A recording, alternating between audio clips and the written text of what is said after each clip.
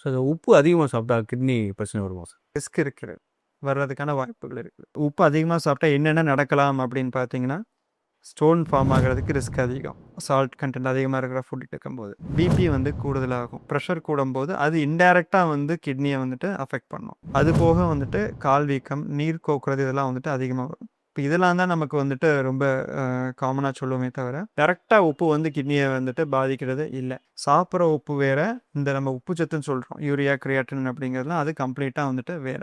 உணவுலையும் உப்பு போடுவாங்க, ஊறுகாயும் எடுப்பாங்க, அப்பளமும் ஒரு பக்கம் எடுப்பாங்க, இன்னொரு பக்கம் ஒரு அடுத்த நாள் பார்த்தீங்கன்னாக்கா கருவாடும் எடுப்பாங்க. அப்படிங்கிற பட்சத்தில் நிறையா வகையில் உப்பு வந்து உடம்புல போகும்போது ஏற்கனவே உங்களுக்கு ஒரு இரத்த கொதிப்புலாம் இருக்குது, சிறுநீரக வியாதி இருக்குது அப்படின்னா அது இருக்கிற பிரச்சனைகளை உப்புசமாக்கி விடும்.